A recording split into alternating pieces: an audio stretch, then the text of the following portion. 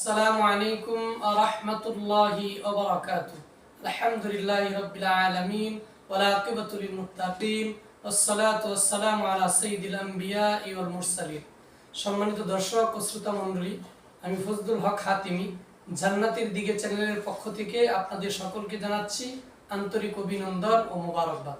আজ আপনাদের সামনে হাজির হয়েছি জাদুটুনা ও জিনের আসর থেকে মুক্তির আমল ও তার আলামত নিয়ে। তো আমরা দুইটি বিষয়কে জানব।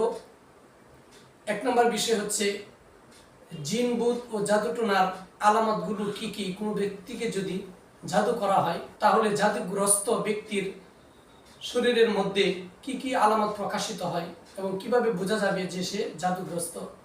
দ্বিতীয় নম্বর বিষয় হচ্ছে আমরা এই জাদুটোনা ও জিন ভূতের আসর থেকে কিভাবে মুক্তি পাবো, এই আমল নিয়ে কথা বলবো।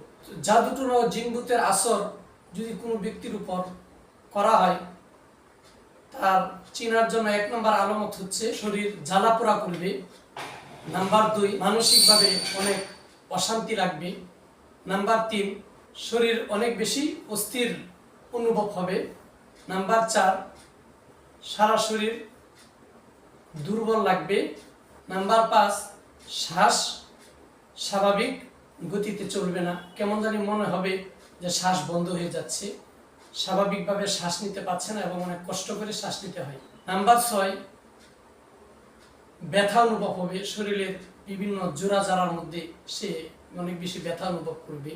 নাম্বার 7, তার স্মৃতিশক্তি দুর্বল হয়ে যাবে, জ্ঞান শূন্যতা কাজ করবে, কোনো জিনিসই মনে হবে যে তার মনে নেই, মনে থাকে না, সঠিক খেয়াল করতে পারে না। 8 নাম্বার হচ্ছে ওই ব্যক্তির ঠিকমতো ঘুম হবে না। 9 নাম্বার, তার মুখের রুচি থাকবে না। 10 নাম্বার, তার মন ছোট হয়ে যাবে, বাসা থেকে কোথাও বের হতে মন চাবে না, কোনো কিছু কাজ করতে মন চাবে না, মানসিকভাবে সে অনেক ছোট মনের মানুষ হয়ে যাবে। আমরা বেশ কিছু আলামতের কথা এখন শুনতে পেরেছি। আসলে এই সমস্ত আলামতগুলো সাধারণত অসুস্থ হলে প্রকাশিত হয়, কিন্তু এরপরে দেখবেন আপনি অনেক চিকিৎসা করেছেন, ডাক্তারি চিকিৎসা এবং অনেক কিছু পরীক্ষা নিরীক্ষা করার মাধ্যমে আপনি সুফল পাচ্ছেন না। কিন্তু দেখবেন আপনার এই আলামতগুলি যদি জাদুটোনা করে থাকে এবং কোনো জিনভূত আসর করে, তাহলে এই জিনিসগুলি দেখবেন আপনার শরীরের স্বাভাবিক যে একটা শান্তি, স্বাভাবিক যে একটা মনের স্থিরতা এবং মনের যে একটা সাহস, এই সমস্ত বিষয়ে আপনি সবকিছুর ভিতরে ত্রুটি দেখতে পারবেন। তাহলে বুঝতে হবে যে আমি এই জাদুটোনা অথবা জিন আমাকে আসর করেছে। তো আসলে এই বিষয়টা দেখা যায় অনেকেই এটা বিশ্বাস করে, অনেকে বিশ্বাস করতে চায় না। আসলে জাদুটোনার বিষয় এবং জিনভূত আসর করার বিষয় এবং এগুলো শরীরে আসর করে এরপর এগুলি তদবিরের মাধ্যমে চিকিৎসা করে সুস্থ করা হয়, এটা যদি বিশ্বাস না করে তাহলে তার কোরআনকে অস্বীকার করা হবে, হাদিসকে অস্বীকার করা হবে। কারণ এই বিষয়টা কোরআন ও হাদিসের দ্বারা পরিষ্কারভাবে সুস্পষ্টভাবে বর্ণিত আছে। যেমন 30 নম্বর পারা সূরা ফালাক এবং সূরা নাস, এই দুইটি সূরা জাদুটোনা এবং জিন ভূতের আসর সংক্রান্ত বিষয়কে কেন্দ্র করে নাজিল হয়েছে। হাদিসের মধ্যে আসছে যে রাসূল আকরাম সাল্লাল্লাহু আলাইহি সাল্লাম একবার জাদুগ্রস্ত হয়েছিলেন। কোন কিতাবে আসছে লাবিদ ইবনে আসম, কোন কিতাবের মধ্যে আসছে লাবিদ ইবনে হাসান। এই লাবিদ ইবনে আসম বা লাবিদ ইবনে হাসান নামক ব্যক্তি রাসূল আকরাম সাল্লাল্লাহু আলাইহি সাল্লামকে জাদু করেছিলেন। একটি কূপের মধ্যে খেজুর গাছের ডালে চিরুনি ও মাথার চুল গিট্টু দিয়ে বেঁধে দিয়েছিলেন এবং ওই কূপের মধ্যে রেখে দিয়েছিলেন। এরপর দেখা গিয়েছিল যে রাসূল আকরাম সাল্লাল্লাহু আলাইহি সাল্লাম কোনো কিছু স্মরণ রাখতে পারতেছিলেন না এবং মানসিকভাবে তেমন শান্তি অনুভব করতেছিলেন না, কেমন জানি সবকিছু ভুলে যান। এই স্মৃতিশক্তি রাসূল আকরাম সাল্লাল্লাহু আলাইহি সাল্লামের অনেকটাই লোপ পেয়েছিল।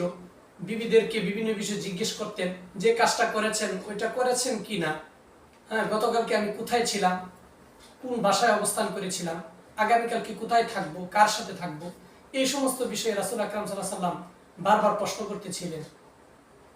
তো আয়েশা রাদিয়াল্লাহু তাআলা আনহা এই বিষয়টা অনেক বেশি উপলব্ধি করলেন। পরিশেষে রাসূল আকরাম সাল্লাল্লাহু আলাইহি সাল্লামকে স্বপ্নে যুগে দেখানো হলো যে রাসূল আকরাম সাল্লামের দুই পাশে দুইজন ফেরেশতা বসে একজন অপরজনকে প্রশ্ন করলেন যে এই লোকটিকে কি করা হয়েছে। অপর ফেরেশতা উত্তর দিলেন যে এই লোকটিকে জাদু করা হয়েছে।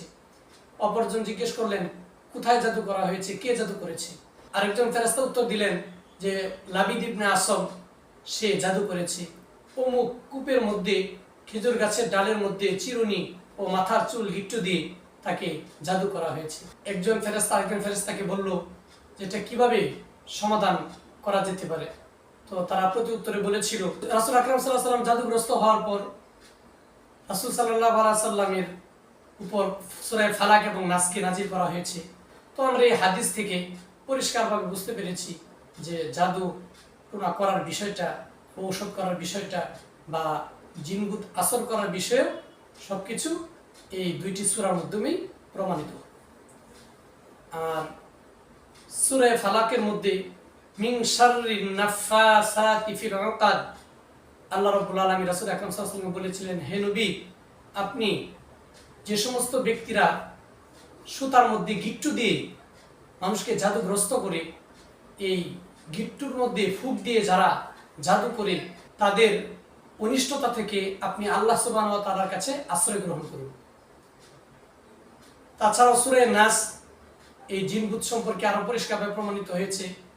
আল্লাযী ইউওয়াসবিসু ফি সুদুরিন নাস, আল্লাহ সুবহানাহু ওয়া তাআলা বলছেন যে শয়তান, এই জিন শয়তানেরই একটি জাতি। তো এই জিন শয়তান মানুষকে রক্তের রন্ধ্রে রন্ধ্রে প্রবেশ করে মানুষের মধ্যে আসর করে মানুষকে ধোঁকা দেয়, মানুষকে কষ্ট দেয়। এই দুইটি সূরার দ্বারা এবং এই পূর্বে উল্লিখিত হাদিসের দ্বারা আমরা পরিষ্কারভাবে বুঝতে পেরেছি যে জাদু বিদ্যার বিষয়টা সুস্পষ্টভাবে প্রমাণিত। তো এখন আসছে আপনাদের কাছে আমলের বিষয় নিয়ে, আমরা কিভাবে আমল করলে জাদুটোনা থেকে সুরক্ষিত থাকব এবং কেউ জাদুটোনা করলে এটা শরীরে আসর করবে না, জিনভূত আসর করতে পারবে না। তার মধ্যে কুরআন হাদিসের দ্বারা প্রমাণিত আমল হচ্ছে 3 কুলের আমল। আমরা এই 3 কুল অর্থাৎ আউযু বিল্লাহি মিনাশ শাইতানির রাজিম, বিসমিল্লাহির রহমানির রহিম পড়ে সূরা ইখলাস 3 বার পড়ব, সূরা ফালাক 3 বার পড়ব, সূরা নাস 3 বার পড়ব। 3টি সূরা যদি আমি 3 বার করে পড়ে আমি আমার মাথা থেকে পা পর্যন্ত সুন্দরভাবে 3 বার মুছে দেই, তাহলে ইনশাআল্লাহ আশা করা যায় যে অবশ্যই আল্লাহ সুবহানাহু ওয়া তাআলা এই সমস্ত জাদু টুনা ও জিনভূতের আসর থেকে আমাদেরকে মুক্তি দান করবে।